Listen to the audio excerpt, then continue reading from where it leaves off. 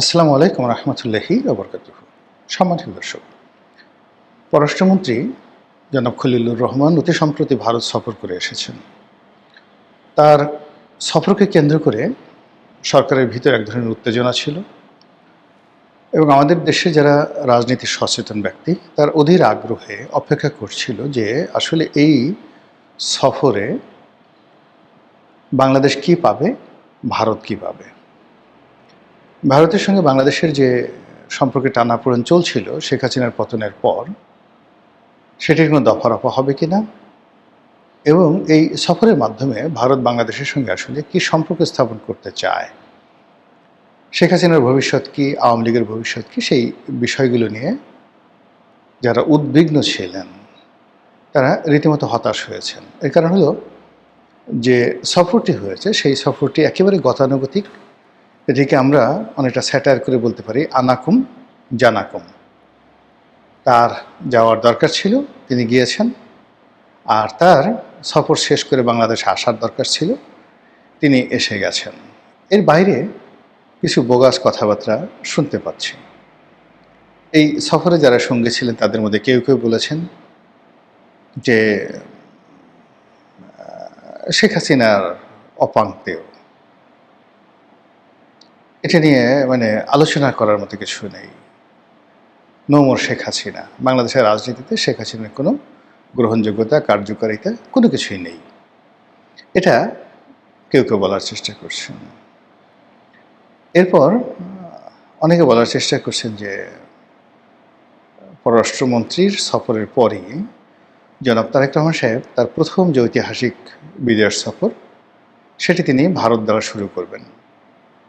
তো এটি নিয়ে যখন একেবারে ফেসবুকে বা সামাজিক মাধ্যমগুলোতে নানা রকম বিতর্ক তৈরি হলো, তখন বিএনপির পক্ষ থেকে বলা হলো যে না, এটা মিথ্যা কথা এবং এই ধরনের কোনো সম্ভাবনা তৈরি হয়নি বা এই ধরনের কোনো সিদ্ধান্ত সরকার এখনো পর্যন্ত নেয়নি। ভারত ভিসা বন্ধ করে রেখেছিল, বলা হচ্ছে যে ভারত ভিসা দেবে কন্ডিশনালি, যারা চিকিৎসা করার জন্য ভারত যেতে চায় সেই মেডিকেল ভিসা ভারত দেবে। কিন্তু এখনও পর্যন্ত এই খলিলুর রহমান সাহেব ফিরে আসার পর থেকে এখন পর্যন্ত ভারত যে বাংলাদেশকে ভিসা দিচ্ছে এটা ব্যাপকভাবে লক্ষ্য করা যাচ্ছে না।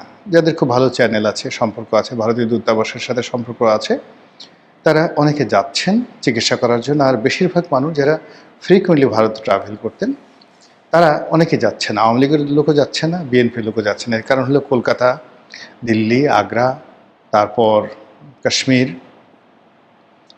এরপরে আজমির, এ সকল এলাকায় এখন বাঙালিরা, আওয়ামী লীগের লোকজন গিজ করছে।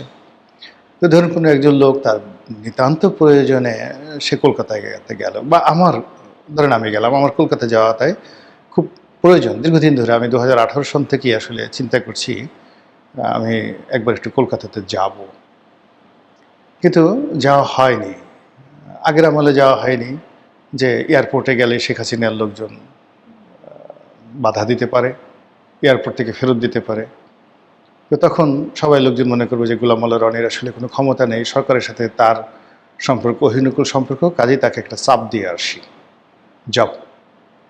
তো ওই ভয়ে আমি আসলে এয়ারপোর্টে 2018 সনের পরে একবার বোধহয় 16 বা 17 সনে উমরা করার জন্য দেশের বাইরে গিয়েছিলাম। এরপরে আমি আসলে আর কখনো বাইরে যাইনি, এই এয়ারপোর্টে হেনস্থার ভয়ে।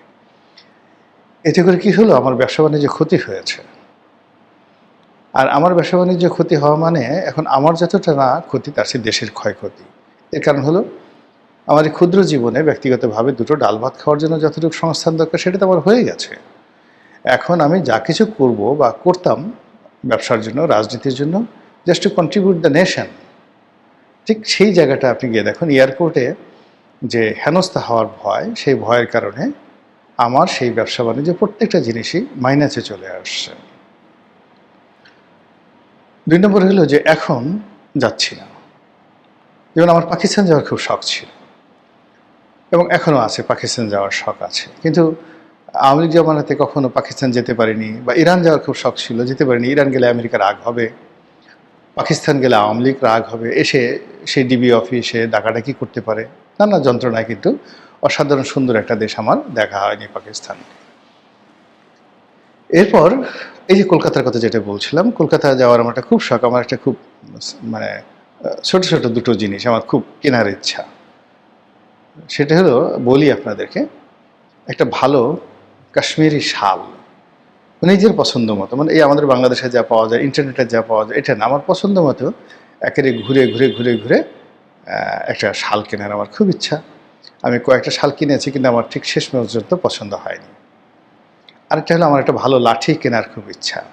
আগে দেখেন ওই যে একটা জমিদারি একটা লাঠি থাকে, ওরকম আমি তুরস্কে গিয়ে খুঁজেছি, মক্কাতে খুঁজেছি, তারপরে মিশরে তন্ন তন্ন করে খুঁজেছি।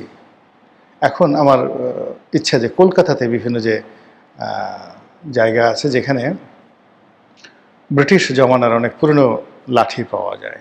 কোনোটা হয়তো হাতের দাঁতের তৈরি, কোনোটা হয়তো কোষ্ঠী পাথর দিয়ে তৈরি, কোনোটা হয়তো কোনো দামি কাঠ দিয়ে তৈরি, এরকম অ্যান্টিক একটা লাঠি হাতে সবসময় থাকবে, বয়স হয়ে গেছে, এরকম একটা কেনার খুব শখ। এখন দেখা একটা নিষ্পাপ, মানে আমার এই বয়সে এটা কোনো কস্টলি কোনো জিনিস নয়, কিন্তু এটা আমার খুব শখ, কিন্তু আমি যেতে পারছি না। কেন যেতে পারছি না? যাওয়ার সঙ্গে সঙ্গে আমার আওয়ামী লীগের অনেকের সাথে দেখা হবে, অনেকে ছবি তুলবে, অনেক কথাবার্তা হবে। এখন তাদের সাথে তো আমার দীর্ঘদিনের সম্পর্ক আওয়ামী লীগের সঙ্গে। তো আমার সঙ্গে যদি জাহাঙ্গীর কবির নানক সাহেবের দেখা হয়, তারপরে অন্যান্য যে সকল শীর্ষ নেতা সেখানে রয়েছেন, আসাদুজ্জামান খান কামালের দেখা হয়, সবাই বলবে হায় হায় হায়, বাংলাদেশ থেকে গোলাম মোল্লা রনি গেছে এই কলকাতাতে আওয়ামী লীগের সঙ্গে চক্রান্ত করার জন্য। It's vary bad. এই ভয়ে আমি আর এখন সেখানে যেতে পারছি না। এরকম বহু মানুষ ইচ্ছা থাকা সত্ত্বেও যেতে পারছে না।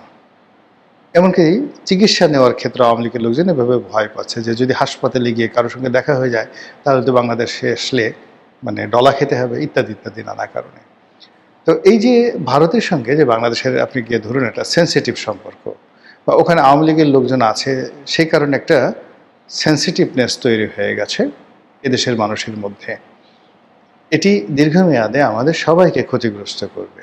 সেই ক্ষতির থেকে রেহাই পাওয়ার জন্যে অনেকে আশা করেছিল যে খলিলুর রহমান সাহেবের ভারত সফরের মাধ্যমে ভারত বাংলাদেশ সম্পর্কের একটা সুরাহা হবে, বিএনপি আওয়ামী লীগের সম্পর্কে একটা সুরাহা হবে, রাজনীতিতে আওয়ামী লীগের ফিরে আসা, সেটা যে কোনো পর্যায়ে হোক, যে কোনোভাবেই হোক, এটা সুন্দর একটা পরিবেশ তৈরি হবে। কিন্তু বাস্তবে আমরা গিয়ে দেখলাম যে ভারতের পক্ষ থেকে কোনো কথা বলা হয়নি। এখানে জনাব খলিলুর রহমান সাহেব গিয়েছেন, যদি তার সঙ্গে নরেন্দ্র মোদীর একটা দেখা হতো, ইভেন তার সঙ্গে যদি শেখ হাসিনার দেখা হতো, তার সঙ্গে অজিত দোভালের দেখা হতো, তার সঙ্গে অমিত শাহের দেখা হতো, ওখানকার যারা পলিটিক্যাল যে সকল সাউথ ব্লক রয়েছে, নর্থ ব্লক রয়েছে, তাদের সঙ্গে তার দেখা হতো, কিংবা নর্থ ইস্ট যে ব্লকের যে সকল নেতৃবৃন্দ রয়েছে, এমনকি মমতা ব্যানার্জির সঙ্গে যদি খলিলুর রহমান সাহেবের কথা হতো, তাহলে মনে হতো যে রাজনীতির ভারত এবং বাংলাদেশের যে সম্পর্কের যে বরফ, সেই বরফ গলছে। কিন্তু সেটা না করে তিনি যখন ভারত সফর করছিলেন, তখন বাংলাদেশের ডক্টর শিরীন শারমিন চৌধুরী তাকে গ্রেপ্তার করা হলো। তিনি যখন ভারত সফর করছিলেন, তখন আওয়ামী লীগ নিষিদ্ধ হয়ে গেল পার্লামেন্টে। তিনি যখন ভারত সফর করছিলেন, ঠিক সেই সময়টিতে ১/১১ যে কুশীলব, তাদেরকে নিয়ে সরকারি যে সকল প্রোপাগান্ডা মেশিন রয়েছে সেখানে সঙ্গতি করেন এমন সব কথাবার্তা বলা হচ্ছিল যেটির দায় দায়িত্ব ভারতের উপর আসে। এর কারণে আমরা সবাই জানি যে ১/১১ যে ঘটনা বাংলাদেশে ঘটেছে, তার পেছনে ভারতের একটা বিরাট হাত ছিল। ১/১১ যারা কুশীলব রয়েছে, তাদের সবাইকে ভারতের হুকুমে বা ভারতের পরামর্শে শেখ হাসিনা সরকার সেফ এক্সিট দিয়েছিল। তো এই জিনিসগুলো নিয়ে যখন ঠিক এই মুহূর্তে নড়াচড়া হচ্ছে, তখন নিশ্চিতভাবে আমরা ধরে নেই যে ভারত এবং বাংলাদেশের যে সম্পর্ক, সেই সম্পর্কের যে বরফ, এটা গলেনি, বরং বরফ আরও জমাট বেঁধেছে, সম্পর্ক আরও দুর্বোধ্য হয়ে পড়েছে। তার প্রেক্ষিতে ভারতীয় পত্রপত্রিকাগুলো আবার নতুন করে বাংলাদেশের বিরুদ্ধে উঠে পড়ে লেগেছে। তারা ডক্টর মোহাম্মদ ইউনূসের বিরুদ্ধে যেভাবে লেগেছিল, এবং ডক্টর মোহাম্মদ ইউনূসের বিরুদ্ধে যে সকল দুর্নাম বদনাম তারা ভারতীয় পত্রপত্রিকা ছাপিয়েছিল, তাকে মিয়া ইউনুস নাম দিয়েছিল। আপনারা জানেন যে বিখ্যাত একজন পর্ন স্টার আছে মিয়া খলিফা। তো ডক্টর মোহাম্মদ ইউনুস একজন নোবেল লরিয়েট, বাংলাদেশের প্রধান উপদেষ্টা, কিন্তু ভারতীয় পত্রপত্রিকা তাকে কেউ কেউ বলতো মোহাম্মদ ইউনুস। তো মোহাম্মদ ইউনুস এই কথা বলে একই সঙ্গে তারা দুটো বিষয় ইন্ডিকেট করত, আমি এটার বেশি আর বলতে পারবো না। আরেক গ্রুপ তারা বলতো মিয়া ইউনুস। ডক্টর মোহাম্মদ ইউনুসের সঙ্গে মিয়া নামটি যায় না, তো যখনই তারা মিয়া ইউনুস বলতেন তখনই সঙ্গে সঙ্গে সেখানে তাকে অশ্লীলতা অশ্রাব্যতার সঙ্গে জড়িয়ে দেওয়া হতো। তো এই যে ধারাবাহিকতা, সেটা নির্বাচনের পরে এখন পর্যন্ত মোটামুটি ভারতীয় পত্রপত্রিকা বিএনপির ব্যাপারে নেতিবাচক মন্তব্য করেনি। কিন্তু ভারতীয় সোশ্যাল মিডিয়া, যারা সোশ্যাল মিডিয়ার যারা ইনফ্লুয়েন্সার, তারা আবার সেই পুরনো যে রোগগুলো, সেই রোগগুলো তাদেরকে পেয়ে বসেছে। তারা বিএনপির বদনাম শুরু করেছে। এই বিএনপির আমলে মৌলবাদ অতীতকালে যেভাবে নাড়াচাড়া দিয়েছিল, আবার সেই মৌলবাদ নাড়াচাড়া দিচ্ছে। আবার মাজার ভাঙা হচ্ছে, আবার পীরদেরকে পুড়িয়ে মারা হচ্ছে। আবার নর্থ ইস্ট, যে ভারতের যে উত্তর পূর্বাঞ্চলে যে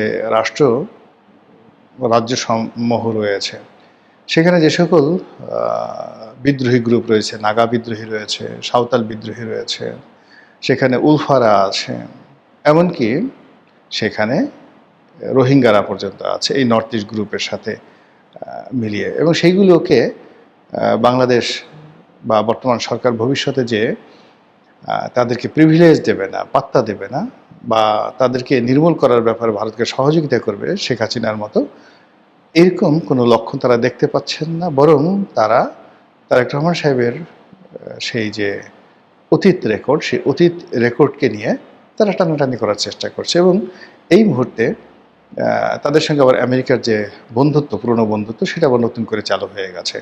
তো কাজেই ডোনাল্ড ট্রাম্প মধ্যে যেভাবে নরেন্দ্র মোদীকে বাদ দিয়ে বাংলাদেশের ব্যাপারে সরাসরি হস্তক্ষেপ তারা করছিলেন, সেটি সম্ভবত তারা এখন সেখান থেকে সরে যাচ্ছে।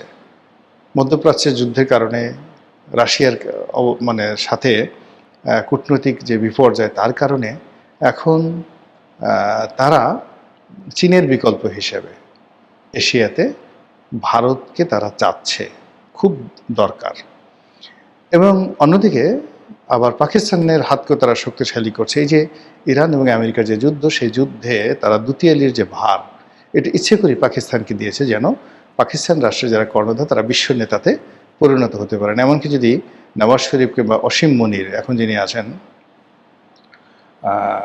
পাকিস্তানের যে সেনাপ্রধান ফিল্ড মার্শাল অসীম মনির, তিনি যদি আগামীতে নোবেল শান্তি পুরস্কার পেয়ে যান এই ইরান এবং আমেরিকা যুদ্ধ বন্ধের জন্য, দ্বিতীয়ালির জন্য, এতেও আশ্চর্য হবে না। এবং এই কাজে আমেরিকা করবে মূলত ভারতকে কোণঠাসা করার জন্য, বাংলাদেশকে কোণঠাসা করার জন্য। এবং এখানে বাংলাদেশে ঠিক পাকিস্তানের যে আধিপত্য, এটা বৃদ্ধি পাওয়ার জন্য। ফলে কি হলো, আমাদের যে ইউনুস এরা, কিংবা আমাদের যে ৩৬ জুলাই, কিংবা আমাদের দেশে যে সংবিধান ছুঁড়ে ফেলার ইতিহাস, আমাদের দেশের যে রিসেট বাটন চেপে দেওয়ার যে প্রকল্পগুলো, সেই প্রকল্পগুলো কিন্তু বন্ধ হয়নি, সেগুলো পুরোদমে চলছে। আর এই প্রকল্পগুলোকে ঠেকিয়ে দেওয়ার জন্য বিকল্প শক্তি হিসেবে ভারতের সঙ্গে বর্তমান সরকারের সম্পর্ক উষ্ণ করা এবং সম্পর্কে বরফ গলানো রীতিমতো ফরজে আইন। তাদের অস্তিত্বের জন্য এটা এত বেশি দরকার, যেটা আমি ভাষায় প্রকাশ করতে পারবো না। কিন্তু দুর্ভাগ্যজনক হলো সত্যি যে এই 2 মাসের মধ্যে এখনো পর্যন্ত সেই বরফ গলার কোনো নমুনা আমি অন্তত দেখতে পাচ্ছি না। মহান আল্লাহ আমাদের সবাইকে হেদায়েত দান করুন, হেফাজত করুন। আসসালামু আলাইকুম ওয়া রাহমাতুল্লাহি ওয়া বারাকাতুহু।